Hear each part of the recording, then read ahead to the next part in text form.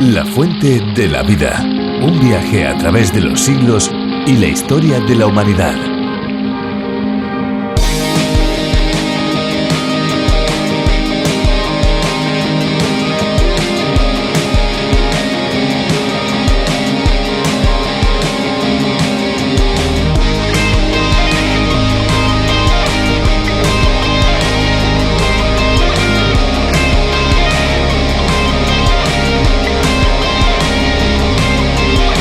Las enfermedades de origen hídrico, los efectos adversos del agua sobre la salud humana, pueden dividirse en 4 categorías: enfermedades transmitidas por el agua, enfermedades originadas en el agua, enfermedades de origen vectorial relacionadas con el agua y enfermedades vinculadas a la escasez de agua. Las enfermedades transmitidas por el agua son causadas por agua contaminada por desechos humanos, animales o químicos. Las originadas en el agua son causadas por organismos acuáticos. Las de origen vectorial son aquellas transmitidas por vectores como los mosquitos. Y las vinculadas a la escasez de agua se propagan en condiciones de escasez y saneamiento deficiente.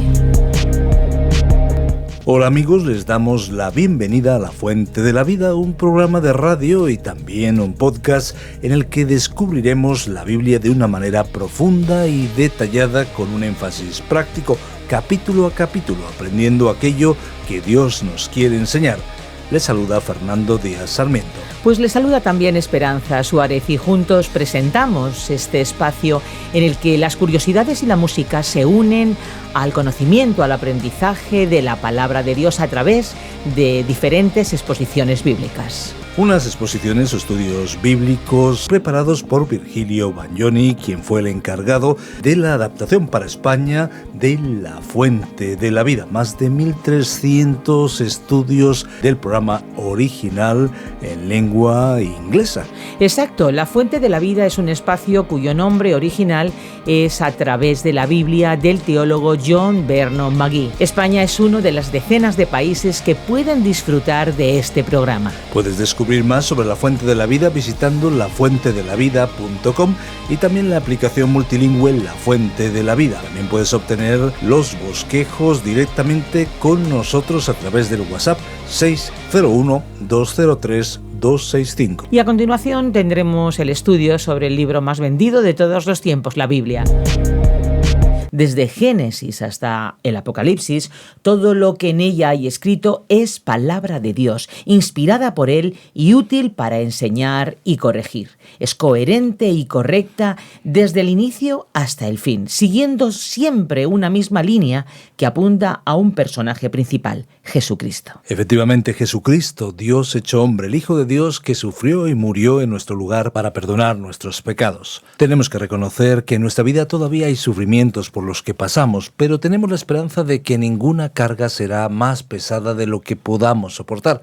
Así lo dice el libro de los libros, así lo dice el Nuevo Testamento, pero también en el caso de Job en el Antiguo Testamento vemos ese ejemplo. Su vida se hundió en una ciénaga que parecía el fin de su vida, pero había esperanza más allá. Pocos, desde luego, han experimentado un sufrimiento parecido, pero en el libro que nos cuenta su historia vamos descubriendo cómo Dios seguía a su lado, preparándole para un final mucho mejor de lo que él jamás podría haber esperado. Seguimos, amigos, aprendiendo en este emocionante libro de la Biblia. Hoy, en nuestro viaje por él, hacemos una parada en los capítulos del 31 al 33. Usted puede hacer una parada breve para tomar nuestro número de WhatsApp 601 20 32 65. Volvemos después de la reflexión.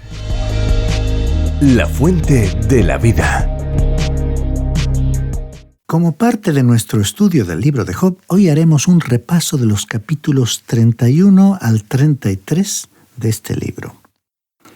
Hemos llegado al capítulo 34 del libro de Job, pero antes de estudiarlo quisiéramos hacer un resumen de lo que ha dicho hasta ahora Eliú. Los 3 amigos de Job que habían llegado a visitarlo habían finalizado sus discursos. Podemos decir que todo lo que ocurrió terminó en un empate. Si pudo haber un ganador, quizás ese fue Job. Pero no creemos que él haya ganado. Simplemente hicieron tablas, como se dice. Ellos terminaron de hablar. Habían concluido todo lo que tenían que decir. Pensamos que ellos pudieron quedar entre la gente en las inmediaciones, pero no hablarían más aquí. En el primer versículo del capítulo 32, que usted recordará, leímos: Cesaron estos 3 varones de responder a Job, por cuanto él era justo a sus propios ojos. Estos hombres habían agotado totalmente el arsenal de argumentos que tenían. Uno de ellos había hablado desde el punto de vista de la experiencia, el otro de la tradición y el otro desde el punto de vista de la legalidad. Y todo lo que ellos hicieron fue poner a Job a la defensiva, e hicieron resaltar más el hecho de que Job era un hombre que se sentía sin culpa, que no tenía humildad, que no se subyugaba y tampoco se mortificaba. Esa era su naturaleza. En ningún momento a través de todo lo que hemos leído hemos podido escuchar a Job decir: yo soy un hombre de labios impuros, yo vivo entre gente de labios impuros. En ningún momento dijo: sé que en mi carne no mora cosa buena. Por cierto que lo único que él había hecho era jactarse de su propia justicia. Lo interesante de observar aquí, estimado oyente, es que hasta cierto punto esa era la verdad. Job tenía esas cualidades. Dios, al mismo comienzo del libro, nos había manifestado, nos había revelado que este hombre era un hombre justo.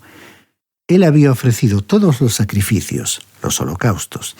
Pero usted sabe que uno puede hacer eso y estamos convencidos que uno puede aceptar las verdades básicas de la fe cristiana y aún ser el más vil pecador, lleno de orgullo y de jactancia. Usted recordará la pregunta que hizo el apóstol Pablo en su carta a los Romanos, capítulo 3, versículo 27. ¿Dónde pues está la jactancia? Y el mismo Pablo respondió: queda excluida. Para el Hijo de Dios, estimado oyente, no hay lugar para la jactancia. En el reinado de Dios en este mundo, en este subuniverso, figurativa y espiritualmente hablando, cada montaña debe ser reducida y cada valle debe ser exaltado. El gobierno moral de Dios ha hecho que aquello que es altivo tiene que ser reducido a un nivel más bajo. Toda rodilla debe doblarse, cada uno debe inclinarse ante él. El único lugar seguro, la única forma segura de viajar a través de este mundo es la de tomar el camino sombreado de la humildad. Ese es el único camino. Este joven Eliú se había sentido contrariado. Él estaba enfadado porque Job se había justificado a sí mismo. También porque los amigos de Job no habían sido capaces de ofrecerle una respuesta. Y ellos en realidad habían representado falsamente a Dios. Haciendo honor a la verdad, tenemos que decir que Job y sus amigos habían representado a Dios de una manera falsa y esa es la razón por la cual ninguno pudo convencer a Job.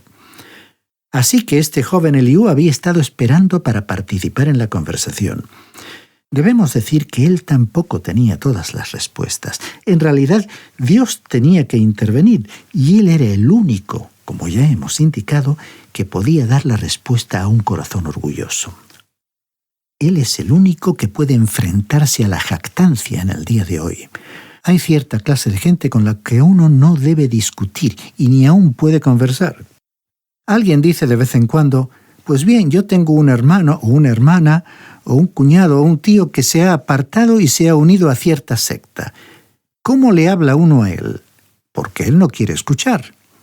Pues bien, estimado oyente, con esta gente usted simplemente no puede hablar. Lo único que puede hacer por ellos es orar. No puede discutir con ellos. Solo Dios puede tratar con la jactancia y el corazón orgulloso del hombre. Lo único que uno puede hacer es orar por esas personas y presentarles la palabra de Dios. Y eso es lo que este joven Eliú estaba haciendo al dirigirles la palabra. Como indicamos en nuestro programa anterior, él demostró o dijo que estaba hablando por el Espíritu de Dios. En el versículo 4 del capítulo 33, usted recordará que leímos: el Espíritu de Dios me hizo y el soplo del Omnipotente me dio vida. Dios es el Creador y Él va a hablar por medio del Espíritu de Dios. Eliú dijo que estos hombres no habían sido capaces de contestar a Job y que él iba a tratar de hacerlo. Eliú iba a hablar por el Espíritu de Dios. Dijo que los otros hombres no habían podido darle una respuesta a Job y entonces él iba a intentarlo. El apóstol Pedro, en su primera carta, capítulo 4, versículo 11, escribió: el que habla, hágalo como quien expresa las palabras mismas de Dios. Por supuesto que hay tal cosa como la ignorancia dogmática. Lo importante es que cuando alguien esté citando a la Biblia, si no está seguro de que es la palabra de Dios, entonces sea consciente de que no tiene nada que decir. La incredulidad es siempre muda. No quiero decir que no hable, porque suele hablar mucho, pero cualquier ministerio o servicio cristiano es impotente, sin valor e infructuoso, inútil, a menos que la persona que realiza este servicio esté expresando las palabras mismas de Dios. Cierta persona se acercó a un pastor en una ocasión y le dijo: «Usted parece bastante dogmático». A lo cual el pastor le respondió: «Sí, me alegro que usted lo haya notado». Entonces la otra persona le dijo: «Pues bien, hay otras maneras de mirar a la Biblia». Y después de poco tiempo el pastor descubrió que este hombre era un legalista. Él pensaba que uno podía guardar, cumplir los 10 mandamientos y comenzó a tratar de acercarse utilizando otro punto de vista. La otra persona le preguntó: ¿ha pensado que puede haber otra explicación? Y el pastor le respondió: «Pues sí. Hubo un tiempo en el cual yo pensaba que probablemente había varias maneras para que un hombre pudiera llegar a Dios. Pero después de muchos años de estudio he llegado a la conclusión de que la forma en que Dios salva es por medio de su gracia, y soy dogmático en cuanto a eso. Soy dogmático en cuanto a muchas cosas que se mencionan en la palabra de Dios, porque la misma palabra de Dios es dogmática». Y continuó diciendo: «Soy dogmático en cuanto a la deidad del Señor Jesucristo. Él es el Hijo de Dios.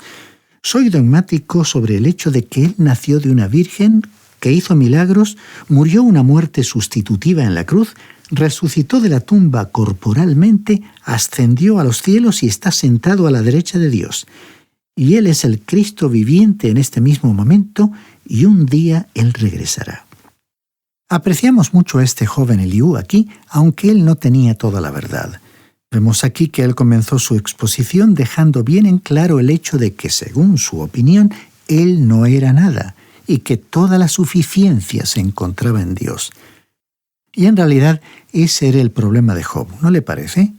Él no ocupó el lugar de la nada, ni pensó que Dios era totalmente suficiente. Esa es la única forma, pensamos nosotros, en que cualquier persona puede ser efectiva en su ministerio o servicio cristiano en la actualidad. A veces estamos enseñando métodos en lugar de humildad. Estamos enseñando a usar infinidad de medios y diversos recursos en lugar del poder del Evangelio, y eso es lo que desde nuestro punto de vista necesitamos.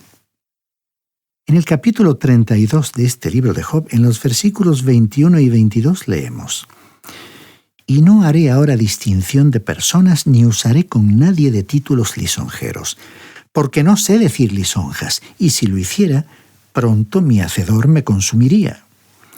Esto nos agrada mucho. Nunca hemos podido ser muy buenos en este asunto de halagar a los demás, especialmente a los que están en el servicio cristiano. Tratamos de permanecer en el área de la verdad y no exagerar la verdad para nada. Creemos que esta idea de aplaudir y de adular a los demás es en realidad algo que desagrada profundamente a Dios. Es importante que nosotros en la actualidad no intentemos lisonjear demasiado a las personas. Desafortunadamente hay muchos creyentes en la actualidad a quienes el lenguaje de la adulación les brota con toda naturalidad. Nuevamente debemos decir que estamos haciendo una recapitulación del contenido de la exposición de Eliú porque es importante que apreciemos las verdades que él estaba presentando. Pensamos que él tenía 2 elementos en su ministerio que les faltaban a los demás. Uno de ellos era la gracia, el otro, la verdad. Recordemos que se dijo que Juan el Bautista vino según la ley y que la ley vino por Moisés y por aquellos que le siguieron. Pero la gracia y la verdad vinieron por el Señor Jesucristo. Y este hombre, Eliú, que vivió tanto tiempo antes del Señor Jesucristo, tenía este discernimiento, lo cual era algo verdaderamente sorprendente, aunque él no tenía un conocimiento y una comprensión completa de ello. Lo que él estaba enfatizando aquí era algo que los amigos de Job no habían enfatizado para nada: que el hombre debía ser llevado al punto de conocerse a sí mismo, de ver su condición verdadera, de confesar lo que él era realmente. Job necesitaba esa enseñanza. Él no se conocía a sí mismo y tampoco conocía a sus amigos, y sus amigos no le podían transmitir ese conocimiento, esa verdad. Y allí estaba el problema. Y por supuesto tampoco había gracia en lo que ellos le decían. Lo que ellos querían inculcarle era que él era un hipócrita. Y le decían: tú eres culpable de algún pecado terrible, o de otra manera esto no te estaría ocurriendo. Dios sería injusto si Él dejara que te ocurriera esto sin una causa. Y por supuesto, esa era la posición que Job iba a adoptar diciendo: Dios ha permitido que todo esto me ocurriera, y Él no tiene ningún derecho de hacerlo porque Dios es justo. Usted puede darse cuenta, estimado oyente, que uno no ha dicho toda la verdad y que no ha presentado la gracia de Dios cuando habla de esta manera. Todo se reduce a un legalismo. Ahora, en el capítulo 33 podemos leer nuevamente los versículos 1 al 3. Por tanto, Job, oye ahora mis razones, escucha todas mis palabras. Yo abriré ahora mi boca y mi lengua hablará en mi garganta. Mis razones declararán la rectitud de mi corazón, y lo que saben mis labios lo dirán con sinceridad. Eso era algo muy importante. Y a continuación leamos el versículo 4. El Espíritu de Dios me hizo y el soplo del Omnipotente me dio vida. Aquí tenemos la expresión de una gran verdad en la afirmación de Dios como Creador. Y los versículos 5 y 6 dicen: Respóndeme si puedes, ordena tus palabras, ponte en pie. Heme aquí a mí en presencia de Dios lo mismo que tú. Del barro fui yo también formado. Este hombre Eliú quería ocupar el lugar de mediador entre Job y Dios. Obviamente él no era el hombre adecuado para ello, pero reveló la gran necesidad de aquel tiempo de que existiera un hombre así. Lo importante que Eliú dejó bien claro aquí fue que Dios era justo en todo lo que hacía. Dios había creado al hombre y no era responsable ante nadie. No tenía por qué responder ni informar a nadie. Y leemos entonces en el versículo 13 de este capítulo 33 que Eliú le dijo: ¿Por qué contiendes contra él si él no da cuenta de ninguna de sus razones? Job tenía que entender que Dios no tenía necesidad de presentar un informe a nadie. Él no era responsable ante ningún grupo ni ante la opinión pública. Estimado oyente, Dios no es responsable ante usted tampoco ni ante mí. Él no tiene por qué darnos una respuesta. Él no tiene que dar ninguna razón, ninguna explicación por lo que hace. Dios no actúa de esa manera. Los hombres sí lo hacen. Hay una gran verdad que Eliú enfatizaría aquí con referencia a lo que Job había dicho en el versículo 9 de este capítulo 33. Yo soy puro y sin defecto, soy inocente y no hay maldad en mí. Dios es mayor que el ser humano. Es una verdad sencilla, sin embargo, es grande porque muchas personas pretenden ocupar el lugar de Dios. Muchos cristianos se atreven a decir por qué ciertas cosas ocurren. Algunos hablan como si tuvieran una línea directa con el cielo. Sinceramente, lo dudamos. Hay muchos misterios que no podemos desentrañar. Nosotros no somos más grandes que Dios. Hay muchísimas cosas que no conocemos, pero hay una gran verdad que da sentido a todo el argumento que presentó aquí este joven Eliú. Leemos entonces en el Salmo 11, versículo 5, El Señor prueba al justo, pero al malo y al que ama la violencia los repudia su alma. No había pues gracia ni verdad en lo que estos otros hombres habían dicho, pero había gracia y verdad en esto. El Señor prueba al justo. Dios tiene un propósito detrás de todo esto y lo hace para alcanzar cierto propósito. Job opinó que él mismo era puro. Él adoptó una posición indicando que Dios había cometido una gran equivocación al tratarlo de la manera en que lo había hecho. En otras palabras, era como implicar que él era más grande que Dios. Esta es una declaración muy sencilla, pero es algo que está en el corazón de muchísimas personas. No solo en el corazón del ateo, no solo en el agnóstico, ni solo en el incrédulo, sino aún en la mente de muchos creyentes que adoptan esta posición. Y estimado oyente, Dios no es responsable ante usted tampoco ni ante mí. Él no tiene por qué darnos una respuesta. Él no tiene que dar ninguna razón, ninguna explicación por lo que hace. Algunas personas dicen: ¿por qué permite Dios que esto me ocurra a mí? Bueno, yo no sé por qué, estimado oyente, porque Dios no es responsable ante usted. Él no tiene por qué decirle a usted o a mí el motivo por el cual hizo algo. Él nos ha pedido que confiemos en Él. Él nunca ha prometido que nos apartaría de la oscuridad porque dijo que pusiéramos nuestra mano en la suya y que Él nos guiaría a través de la oscuridad. Él no nos ha prometido explicarnos todo. Nos ha pedido que confiemos, que depositemos nuestra confianza en Él. Luego podemos leer lo que Liu dijo aquí en los versículos 13 y 14 del capítulo 33. ¿Por qué contiendes contra Él si Él no da cuenta de ninguna de sus razones? Aunque lo cierto es que de una u otra manera habla Dios, pero el hombre no lo entiende. ¿Cuántas veces tuvo Dios que decirle esto? La primera parte del versículo 15 dice, por sueños en visión nocturna. Esa es la forma en que Dios habla, creemos nosotros aún en este día. Pensamos que cuando uno va a lugares donde el Evangelio no ha llegado, donde la palabra de Dios no ha llegado, usted encontrará que Dios todavía usa este método. ¿Y qué es lo que quería hacer Él? Leamos el versículo 17 de este capítulo 33. Para separar al hombre de su obra y apartar del varón la soberbia. El problema de Job era la mala enfermedad que tenía, que era como un cáncer espiritual, y era el orgullo. El orgullo humano. Cada uno de nosotros, pensando con sinceridad, puede percibirlo en su propia vida. Por eso Eliú dijo que Dios instruye a las personas por medio de la disciplina. El falso razonamiento de Job era sencillo de explicar. Él no entendía el carácter de Dios, así que entonces no entendía la forma en que Dios le trataba. Pero Dios estaba realmente trabajando en la vida de Job y estaba tratando, como dice el versículo 17, de apartar de su vida la soberbia. Job era un buen hombre, era una buena persona, pero era un pecador rastrero y bajo tal como usted y yo somos. Debido a que somos pecadores, el orgullo se desliza sigilosamente en nuestra vida. Por ejemplo, nos enfadamos mucho cuando alguien se atreve a criticarnos. Como diría Job en el capítulo 36, versículo 7, Dios no aparta sus ojos de los justos. Estamos en sus manos y estamos continuamente bajo su mirada. Somos objeto de su amor profundo, tierno e inmutable, pero también somos súbditos de su gobierno sabio y moral. Él no quiere tener hijos mimados. Escuchemos una vez más lo que dijo aquí en el capítulo 33, versículos 29 al 33. Todas estas cosas hace Dios 2 y 3 veces con el hombre para apartar su alma del sepulcro y para iluminarlo con la luz de los vivientes. Escucha, Job, óyeme, calla y yo hablaré.